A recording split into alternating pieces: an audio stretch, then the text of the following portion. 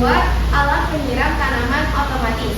Sebelum dimulai presentasinya, saya perkenalkan diri terlebih dahulu. Nama saya Kirania Shalina Putri. Saya absen 16. Saya Fitratu Maulida Effendi, absen 12. Saya Nindita Putri Nadia, absen 4. Dan saya Alicia Satriwalidi, nomor absen 3. Oke, kali ini kita ini ada jargonnya loh. Yuk teman-teman, kita jargon dulu. Oke. Penyiram tanaman otomatis, subur, hijau, efisien. Oke, selanjutnya latar belakang pengertian desain proyek akan dijelaskan oleh Alicia. Dari pertama latar belakang.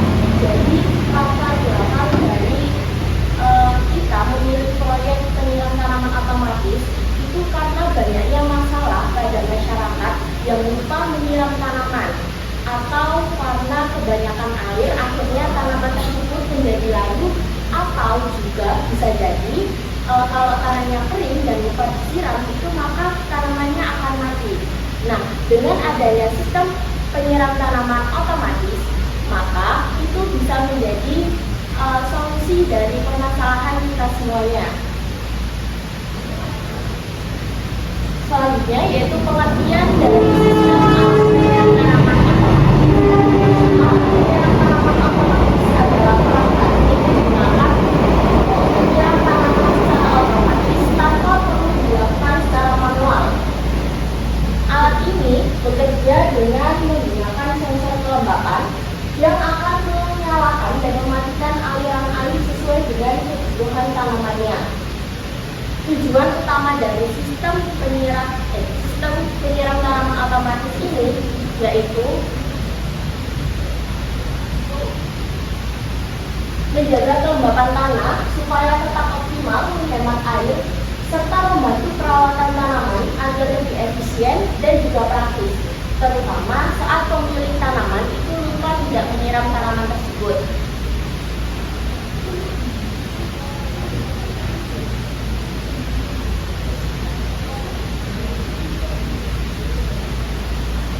Selanjutnya desain proyeknya seperti ini. Lalu saya akan menjelaskan alat dan bahannya.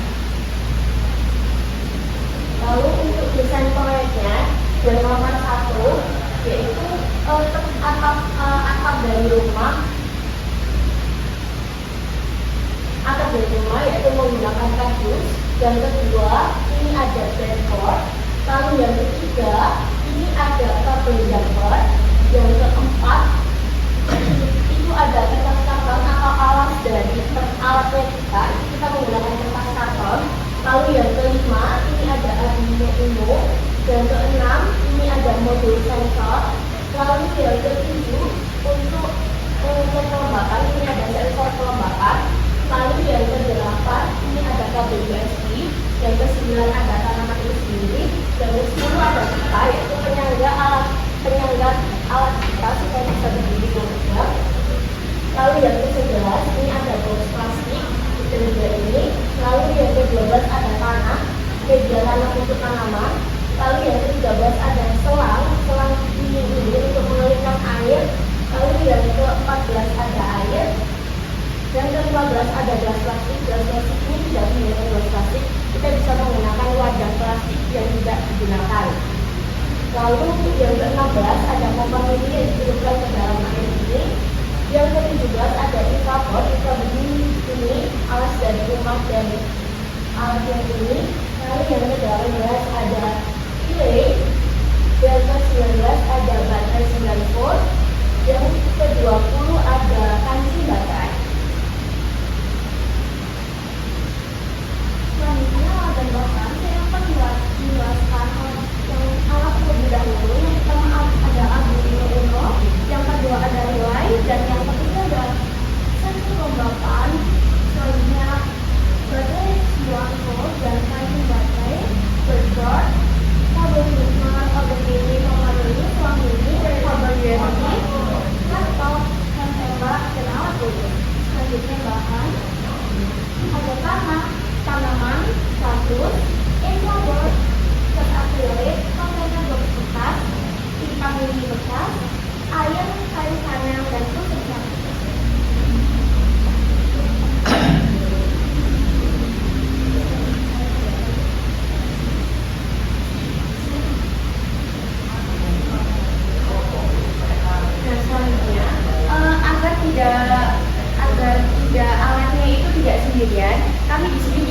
buat rumah untuk tempatnya alat-alat yang sudah dirancang.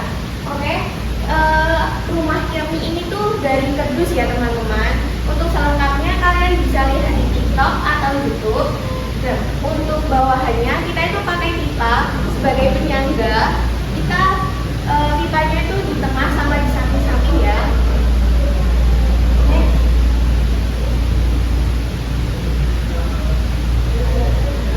Nah, selanjutnya yang tidak kalah penting yaitu cara membuat alat penyiram tanaman otomatis. Pertama-tama siapkan bahan dan alat yang sudah dijelaskan tadi dengan lengkap dan dalam kondisi aman dan kering. Lalu yang kedua, pasangkan salah satu sisi kabel jumper. Jadi kabel jumper itu yang seperti ini teman-teman. Warna ungu, boleh terserah warna terserah, cuma untuk membedakan kita pakai warna tertentu agar bisa dibedakan. Nah, kabel jumper yang berwarna ungu ini di Arduino Uno dimasukkan di pin 5V dan salah satu sisi yang lain pada breadboard sisi positif yang berwarna merah. Lalu yang ketiga, pasangkan salah satu sisi kabel jumper warna coklat yang ada di Arduino Uno pin GND dan salah satu sisi yang lain ke breadboard sisi negatif.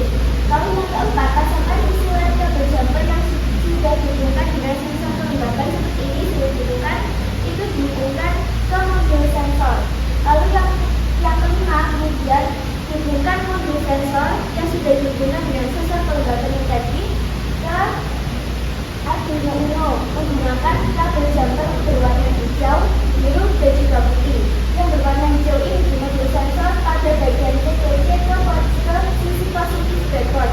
Lalu yang berwarna biru di modul sensor bagian pin GND ke sisi negatif breadboard, dan yang putih di modul sensor bagian pin HO ke Arduino Uno bagian analog. Nah, lalu yang selanjutnya yang keenam yaitu hubungkan relay ke breadboard dengan menggunakan kabel jumper berwarna oranye dan kuning. Kabel jumper yang oranye pada pin VCC ke breadboard yang sisi positif, sedangkan yang berwarna kuning pada pin GND ke breadboard sisi negatif. Lalu yang ketujuh, hubungkan relay ke Arduino Uno dengan menggunakan kabel jumper berwarna abu-abu pada pin IN relay ke pin digital 8 Arduino Uno. Lalu yang kedelapan, gunakan OpenDB untuk membuka baut pada relay, karena di relay ini ada 3 baut, jadi kita membuka baut yang di tengah sama yang di kiri. Nah, untuk yang di tengah itu kita menggunakan serabut kabel berwarna merah yang ada pada pompa mini, dan juga yang di kiri kita menggunakan serabut kabel yang berwarna merah pada kancing baterai. Selanjutnya, kencangkan baut pada relay dengan menggunakan OpenDB sampai kencang ya teman-teman. Lalu yang ke-11, kan tadi ada kabel merah, sekarang ada kabel hitam di masing-masing pompa mini dan juga di kancing baterai. Nah, itu kita sambungkan menjadi satu sehingga membentuk ikatan seperti itu.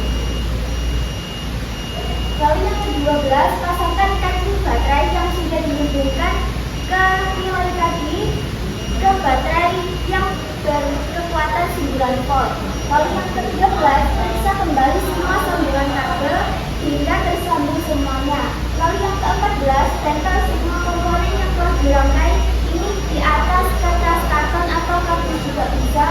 Lalu yang terakhir, setelah rangkaian selesai, hubungkan Arduino ke laptop menggunakan kabel USB.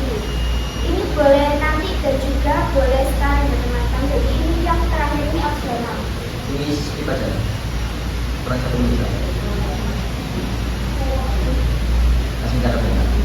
Oke, saya akan menjelaskan bicara yang pertama, harus disiapkan dulu alat bahannya secara lengkap. Lalu yang kedua, isi gelas air. Kemudian letakkan pompa mini yang sudah tersambung. Yang ketiga, letakkan sensor kelembapan. Yang keempat, masukkan kabel USB ke dalam laptop ya teman-teman.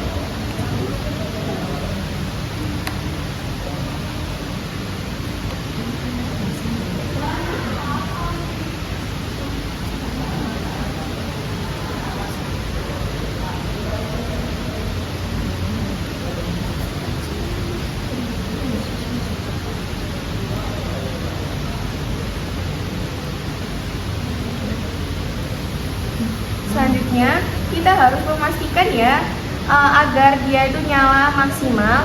Oke, sesuai yang teman-teman tunjukkan. Tadi alatnya sudah nyala ya teman-teman.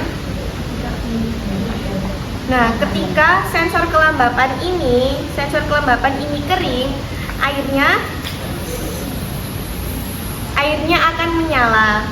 Dan jika sensor kelembapannya basah, airnya akan mati. Coba naikin sensornya. Ini aja ya.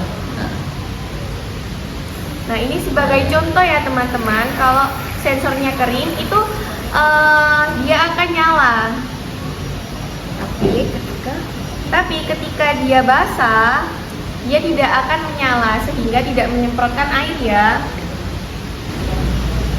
Selanjutnya yaitu dampak positif bagi lingkungan. Yang pertama yaitu air akan digunakan sesuai kebutuhan tanaman sehingga tidak menjadikan boros air atau efisiensi penggunaan air. Lalu yang kedua, menjaga kelembapan tanah. Tanaman akan tumbuh lebih baik karena jika tanahnya lembab, mereka airnya itu tidak akan menyiram. Tapi jika tanahnya kering, maka pompa mininya akan berjalan dan mengeluarkan air. Lalu yang ketiga yaitu meminimalisir erosi tanah. Alat ini dapat meminimalisir erosi tanah karena penyiraman air yang dilakukan secara perlahan dan merata pada bagian tanah sehingga tidak menimbulkan limpasan air. Selanjutnya, tadi ada dampak positif, sekarang dampak negatif bagi lingkungan. Yang pertama yaitu ketergantungan pada listrik atau baterai, karena alat ini menggunakan baterai dan juga listrik atau seperti laptop atau juga colokan saja untuk memulai pemrogramannya. Lalu yang kedua yaitu ada limbah elektronik. Nah, jika alatnya rusak maka dapat menambah limbah teknologi bila tidak dikelola dengan baik, seperti kayak limbah-limbah sisa-sisa pembuatannya gitu teman-teman. Dan yang ketiga ada pelembaban yang berlebih. Jika sistemnya rusak atau sensornya gagal bisa menyebabkan tanaman busuk akibat kelebihan air. Baik, sekian dari kelompok kami. Terima kasih sudah menyaksikan dan terima kasih sudah mendengarkan.